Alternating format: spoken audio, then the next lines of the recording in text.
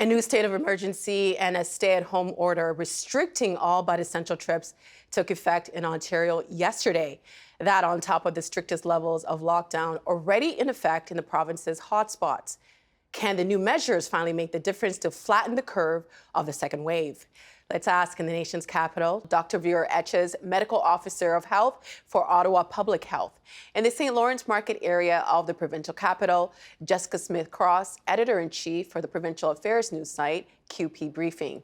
And in the Harvard Village neighborhood, Colin Furness, Infection Control Epidemiologist, and an assistant professor at the Faculty of Information at the U of T, cross-appointed to the School of Public Health. Thank you so much for being on the show today. Before we get into our conversation, I just want to go briefly through some of the new orders of the stay-at-home order, which came into effect on Thursday, and it's going to be in effect for about 28 days. Ontario residents must stay home unless completing an essential activity. Social and public gatherings must be outdoors and are limited to only 5 people. Weddings are limited to 10 people. Non-essential retail stores can stay open, but only between 7 a.m. and 8 p.m. No non-essential construction.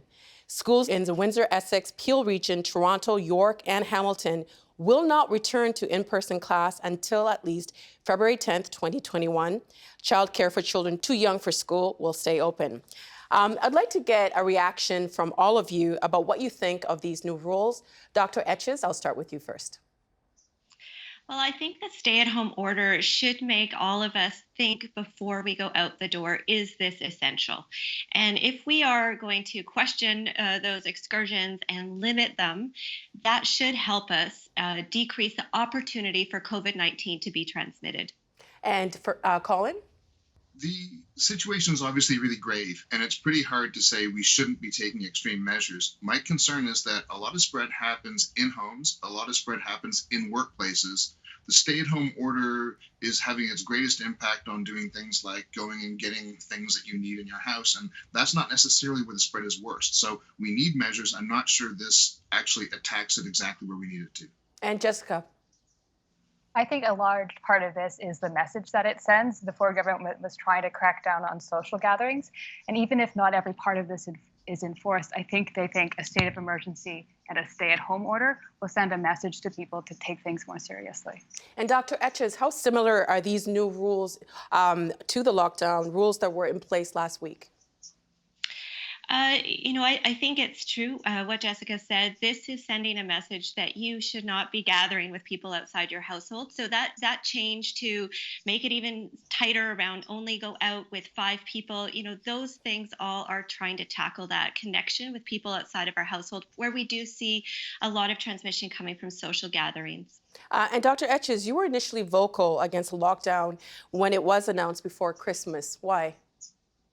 I was speaking for Ottawa, and for the situation in Ottawa, the numbers then were very different. I'm fully supportive of this measure now, having seen our numbers quadruple in the last couple of weeks. So, people need to realize that it's not someone else.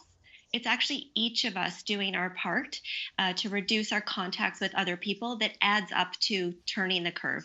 And Jessica, there's so much news happening. You step away from any kind of social media or television, something happens. Earlier today, York Centre MPP Roman Baber was still against the lockdown, and he urged the Premier to end it.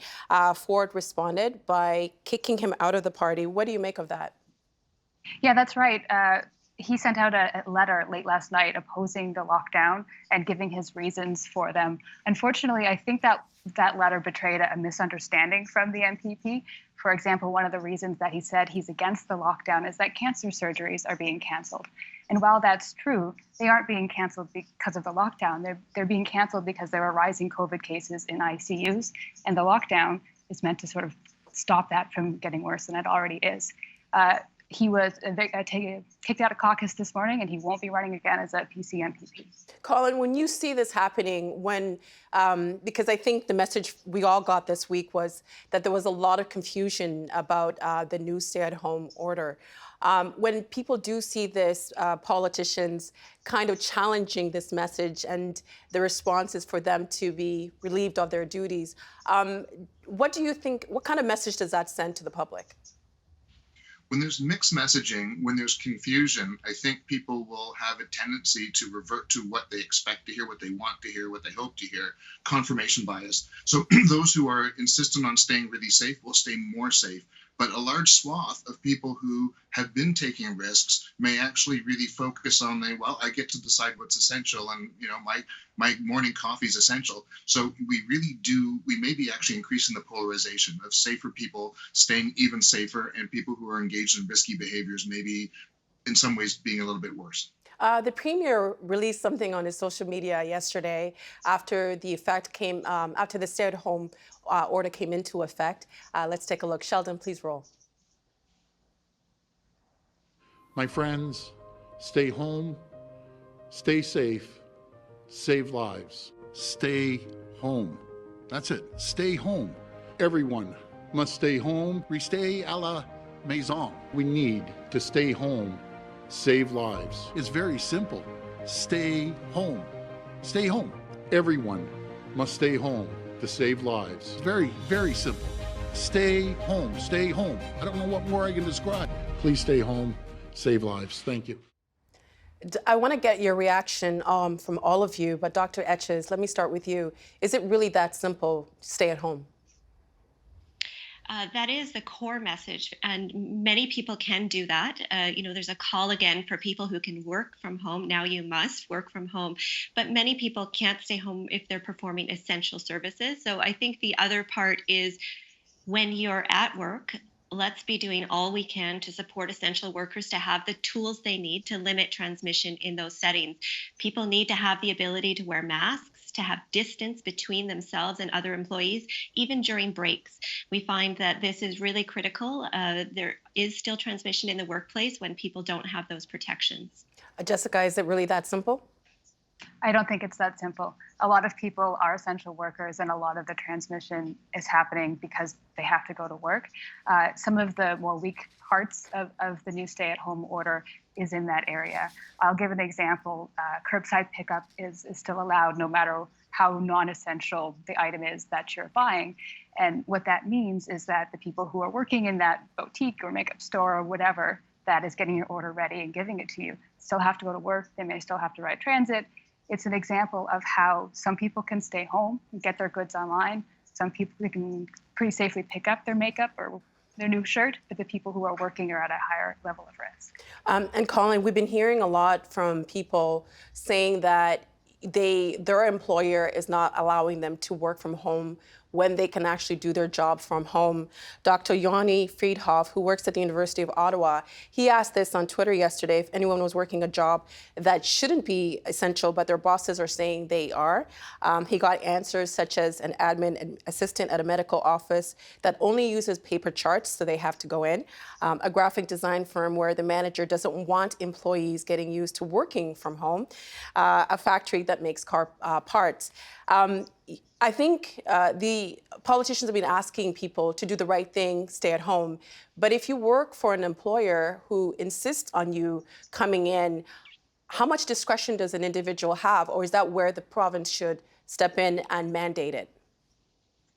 That's incredibly complicated because I think we can't always second guess when an employer says, I need someone there. The province can't necessarily say, no, you don't. The employee doesn't necessarily have the ability to say, no, you don't. What I would like to see is really aggressive onus placed on employers to make workplaces safe, along with inspections, along with fines. So if you're an employer and you say, I really need my people here, okay, I want to make sure that absolutely everything's being done. That's expensive. That's difficult. If we put the onus on employers, they'll then have to weigh really how important is it versus the liability and the safety consideration. So I would like to place a lot more emphasis on the employer's responsibility, and I'd like to have a lot more investigations, a lot more inspections. And Dr. Etches, you've been at the front lines of this, and I know in your private moments you must, it must break you to see the numbers climbing on all the suffering that's going on. And in that video that we watched of the premier, you kind of, my interpretation, it seems as if he was becoming more frustrated. What do you think is the disconnect with the message from the premier and to the public receiving it, or in this case, not receiving it? Well, it is hard to see this virus, and people aren't always closely touched by it. You know, the majority of people may not know someone who's been hospitalized or who has died, unfortunately, from COVID. And so making those stories real has been important for us to communicate to the public how quickly this virus can spread undetected.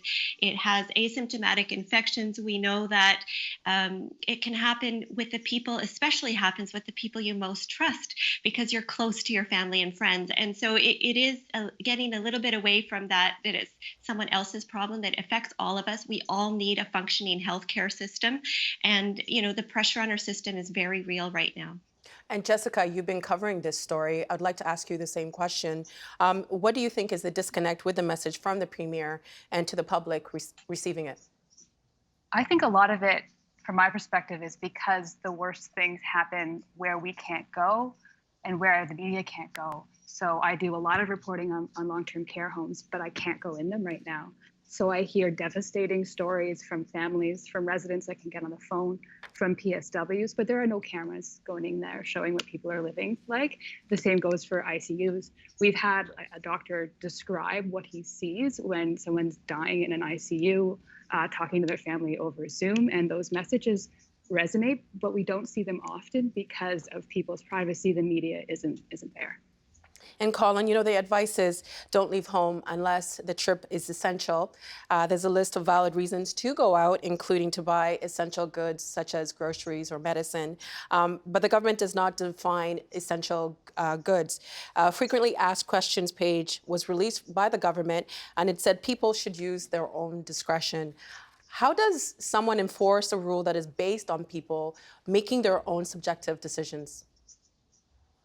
I don't think you can enforce it. And I think that's a problem.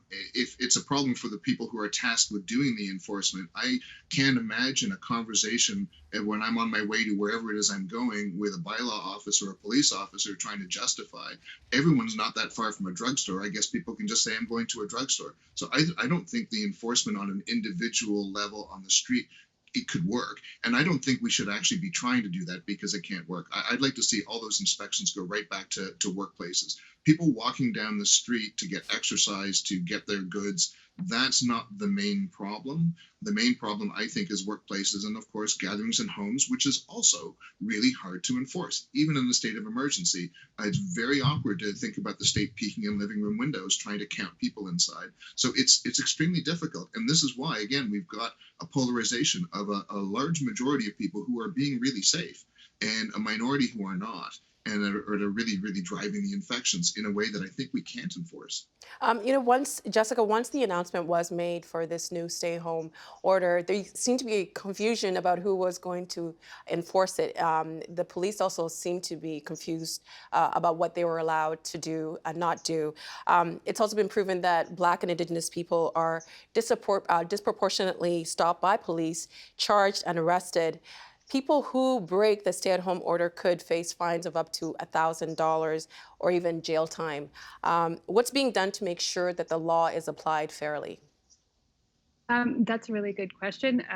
The Ford government is trusting the police to enforce this fairly.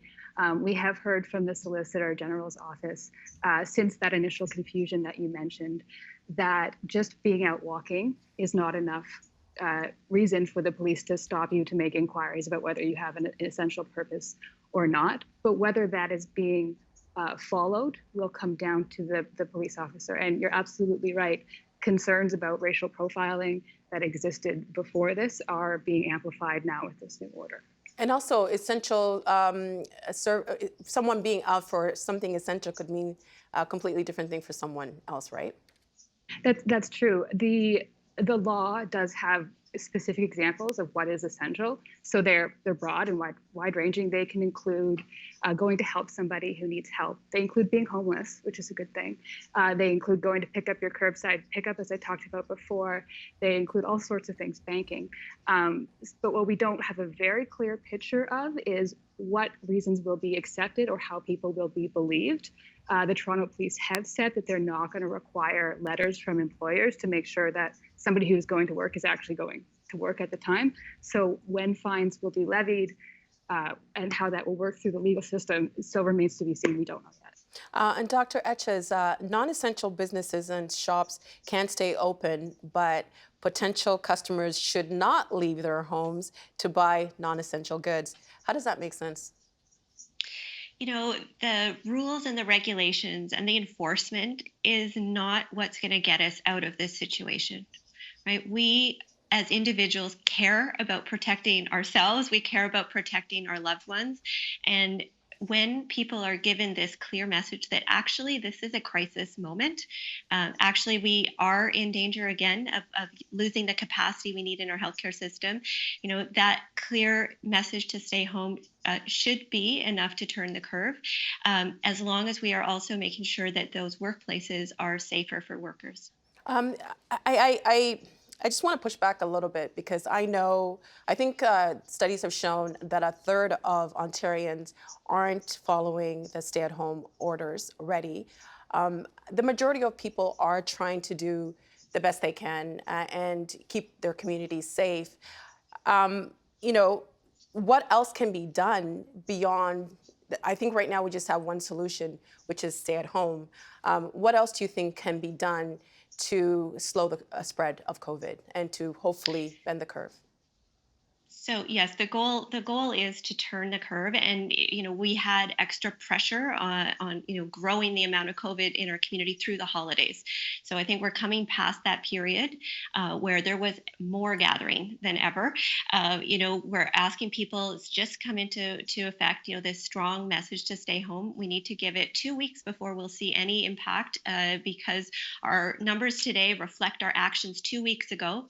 So we need to evaluate that and see how it's going. If stronger measures are needed, we'll have to look at closing more things to decrease the opportunity for people to come into contact with each other. Colin, non-essential construction is halted, but there are many exceptions to the rules. 24 types of construction are still allowed, according to a list from the Daily Commercial News website. That list even includes residential projects and renovations as long as they began before January 12th. Are there too many exceptions? I read the list and I was hard pressed to find an example in my mind of something that actually couldn't go forward apart from things that hadn't been started yet. That's a really tough one, and I'm not a construction expert, but what I would say is for sites like that, and I look at construction sites and I actually see less mask wearing than I would like to see, we should be doing mandating testing where we have workers who we think are in harm's way. If we are going to call them essential, if we're going to say this needs to go forward, then we should be doing very aggressive workplace testing. We would then get the data. I don't know how dangerous construction sites are for COVID. We'd find out if we would do testing. That's something, that kind of surveillance testing or proactive testing is something the province has not been very interested in doing. And I think it's a shame because we have some evidence from outbreaks of what kinds of workplaces are less safe than others, but we don't have a complete picture. And I think construction's on that list. Some businesses are also doing rapid testing, so you think they should be doing more?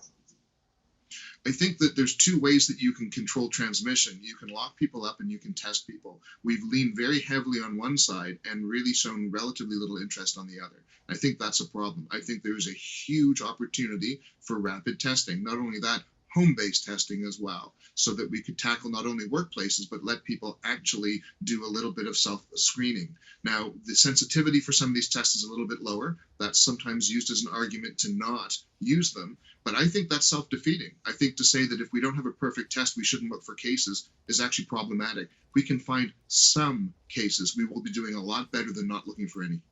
Dr. Etchers, I want to ask you the same question. There have been many outbreaks at warehouses and manufacturing factories. Amazon fulfillment centers hit 400 cases in December in its four facilities in the Peel region area. In response, the government is providing rapid COVID tests to the company. Is that enough? Testing alone is never enough. It's always better to prevent the infection in the first place. So if we're testing, it's already after the fact, someone's been infected. We need to prevent it with distance between employees as much as possible, mask wearing in the workplace, as well as screening people, making sure that people are very diligent about assessing whether they're well enough to come to work and supporting people who are not well enough to come to work with options to access emergency social support if they need assistance to buy groceries or pay their rent. Um, I'm sure you're thinking ahead. What happens if this order doesn't work to get the numbers down, Dr. Etches? Yes, as I mentioned, we're going to have to give it a couple of weeks to see. But the goal here is reduce the contact between people. So we need to do that in as many ways as we can, asking people to do their part, closing businesses where needed. This is very challenging. There is no question. I'm very sorry to see the closures. What we want to get back to is a balance. COVID levels low enough to be able to keep schools open, to be able to keep workplaces open in a manageable way. Do you think that this stay-at-home order should essentially just stay in place until more people are vaccinated? No, I hope we can get to a level of COVID that's lower, that allows us to open things, that allows us to use our test and trace and contact tracing systems to keep the level of COVID, under control. And Jessica, from your reporting, vaccines are supposed to be the game changer. And do you find in your reporting that maybe people have let their guard down a little bit because we now have vaccines? I know that vaccine hesitancy is a problem. My reporting has covered a high level of hesitancy among the very first people who are supposed to get vaccinated because it's new and because it's unsure. And so far, we haven't had any sort of campaign from the provincial government that is helping to allay those fears. I hope that as time goes on and people see more folks getting vaccinated, it will go down somewhat. But so far, we haven't seen that. And Colin, I want to ask you the same question I asked Dr. Etches. What happens if this order doesn't bring the numbers down? I'm not confident it will. Again, the safe people are staying safe. The people who are engaging in risky behaviors, either because they choose to or because of their circumstances, I don't see that's going to change that much. And I'm very, very concerned about what's going to happen over the next few months. Whatever we do or don't do, COVID, I would expect to start to retreat somewhat as the weather gets warmer, and of course, at the same time as vaccinations go up. So I don't see effective levers we can pull. Perhaps an enforced curfew at night. We talk about not knowing how people can be doing essential things and leaving it to people's judgment. We could say at nighttime stores are closed and you got to stay home. That's the one enforceable thing we could do. We may need to add that. It's not clear to me how effective that would be. I think some early evidence from Quebec suggests that it has had a positive effect. So that perhaps would be the next thing I would point to. This is not fun. This is not a good thing to be doing in terms of people's mental health, in terms of civil liberties. But we are in a desperate situation. So I think in that circumstance, it's certainly worth trying. But we're going to have difficult months ahead. I'm sorry, I don't see an easy way out over the next few months. Would you recommend that we go back to how it was in March, where non-essential businesses couldn't open? Colin? I think that what we did in March was actually fueled primarily by fear and unknown. I mean, we were finding people on park benches. I think we're in a very different place now than we were last March. However, at the same time, with the new extra contagious variant, things are going to be very, very difficult for us, even if we went back to what it looked like last March. But I'm not sure we can get there in terms of people being driven by fear. Fear has a short half-life. A lot of people are not afraid of COVID anymore. They're feeling confused, and that's going to be really difficult. Ultimately, it does get down to individual behavior, and we're seeing fragmentation in terms of what people are willing to do, what people feel they're able to do, and that's why I think it's, again, no easy levers. And Jessica, there seemed to be a lot of, I think people expected the Premier to announce something different this past week. The Ford government canceled mandatory paid sick days when it formed government in 2018. A lot of people have been calling for them to be reinstated because people are going to work sick. But the Premier said that it's not going to do that because the federal government already has that covered with its Canada Recovery Sickness Benefit. Is that the same thing? No, they aren't the same thing. And I want to say that this discussion has been getting louder and recently, and the people calling for paid sick days have included some of the people that have the Premier's ears. The Associate Chief Medical Officer of Health, Dr. Barbara Yathee, has talked about this. The head of the province's Science Advisory Group, Dr. Sini Brown, has mentioned them as well. So the difference between the federal program and what could be a provincial paid sick days mandate is the ease of access. If you're an employee who wakes up with the sniffles one morning, you don't know that if you stay home, you're going to get that federal benefit, even if you know that it exists. You have to have missed more than half of your work week, and you can't apply for it until after the leave is done. Plus, it's only $450 a week, and there's a whole process to it. It's not something that's going to make you think, okay, I can tell my employer that I might be sick, even if I don't know for sure it's COVID, so I'm going to stay home and keep my colleagues safe. It doesn't provide that kind of assurance to workers, and I think that's the key problem. And Dr. Etches, I'll let you have the final word. Do you think that paid sick days are necessary in order to flatten the curve, in your view? When we're following up with people who test positive, who've been in the workplace while sick, we do find people who say they chose to work because they needed to buy food for their family.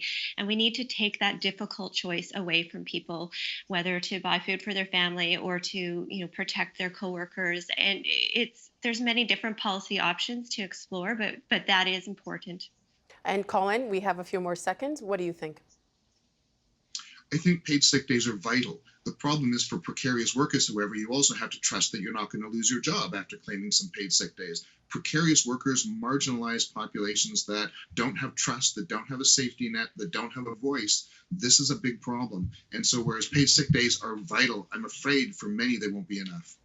We appreciate your time. We know you all are busy working. And Dr. Etches, it's a pleasure to have you on the show because we've been trying to get you on the show for a while. So thank you very much. Jessica, Colin, Dr. Etches, thank you so much. We appreciate your insights. The Agenda with Steve Paikin is brought to you by the Chartered Professional Accountants of Ontario. CPA Ontario is a regulator, an educator, a thought leader, and an advocate. We protect the public. We advance our profession. We guide our CPAs. We are CPA Ontario. And by viewers like you. Thank you.